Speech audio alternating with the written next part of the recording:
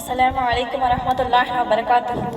إن الحمد لله نحمده ونستعينه ونستغفره ونعوذ بالله من شرور أنفسنا ومن سيئات أعمالنا من يهده الله فلا مضل له ومن يضلل فلا هادي له وأشهد أن لا إله إلا الله وأشهد أن محمدا عبده ورسوله. எல்லாம் புகழும் அல்லாஹ்விற்கே. வார்த்தைகளில் சிறந்தது அல்லாஹ்வின் வார்த்தை என்றும் வழிகாட்டுதலில் சிறந்தது அண்ணல் நபிகள் நாயகம் ஸல்லல்லாஹு அலைஹி வஸல்லம் அவர்கள் என்றும் இவை இரண்டிலும் இல்லாதது புதியவை என்றும் அந்த புதியவை அனைத்தும் பித்தத் என்றும் ஒவ்வொரு பித்தத்தும் நாளை நம்மை நரகில் கொண்டு போய் சேர்க்கும் என்று எச்சரித்தவளாக என் உரையை ஆரம்பம் செய்கிறேன். உங்கள் முன் எனக்கு கொடுக்கப்பட்டுள்ள தலைப்பு சபித்தல் இஸ்லாத்திற்கு எதிரானது. இப்போ ஒருத்தவங்க தப்பு செஞ்சாங்க இல்லை யாரையாவது இது பண்ணாங்கன்னா நம்ம அவங்கள திட்டுவோம்.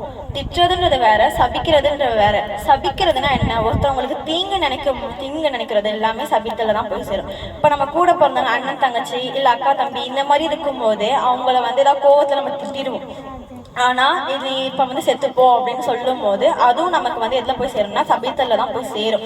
இப்போ சிலர் வீட்டில் அம்மா இல்லை அத்தா யாராவது ஏதாவது சொன்னாங்கன்னா இப்போ அவங்க ஏதாவது ஒரு வேலை சொல்லுவாங்க, அதை நம்ம செய்யாமல் இருந்தோம்னா அதுக்கு நிலா எதுக்கு தான் இருக்கு, இந்த வீட்டில் இருக்க நீ இல்லாமலே இருக்கலாம்ல அந்த மாதிரிலாம் சொல்லுவாங்க. அதுவும் எதில் போய் சேரும்? சபித்தல்ல தான் போய் சேரும்.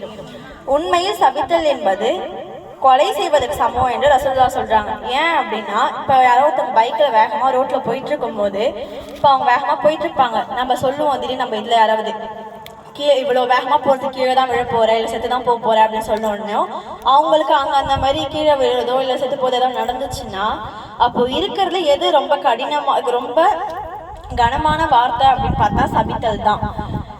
ஒரு முஸ்லீமா நம்ம எப்படிலாம் இருக்கக்கூடாதுன்னு ரசூலுல்லாஹ் சொல்லியிருக்காங்கன்னா, ஒரு முஸ்லீம் திட்டுபவனாகவோ இல்லது சபிப்பவனாகவோ கெட்ட வார்த்தை பேசுபவனாகவோ அல்லது கெட்ட செயல்கள் செய்பவனாகவோ இருக்க மாட்டான் என்று நபி ஸல்லல்லாஹு அலைஹி வஸல்லம் சொல்றாங்க. ஒரு முஸ்லீமா நம்ம இருக்கிறோம்னா சபிப்பதை நம்ம விட்டுறணும். இப்ப அது அதிகம் சபிப்பது உண்மையானவர்களுக்கு அழகல்ல என்று கூறியிருக்கிறார்கள். ஏன்னா இப்போ ஆல்ரெடி பைக் இது பார்த்தோம்ல, அப்போ அந்த மாதிரி இருக்கும்போது பைக்லேருந்து அவங்க கீழே விழுறது அப்போ நமக்கு அவங்க மவுத்தா போயிட்டா நமக்கு மனசு தாங்குமா? அப்போ அதே மாதிரி தான் சில பேர் வீட்டில் இப்படிலாம் சொல்லும் போது ஒரு தாயோ தந்தையோ சொல்றாங்க நீலாம் நல்லாவே இருக்க மாட்டேன், நாசமாக தான் போவேன் அப்படின்லாம் சொல்லும் போது அப்போ இதுவே அவங்க பிள்ளைங்க சீரழிஞ்சு போனால் அவங்களுக்கு தாங்குமா?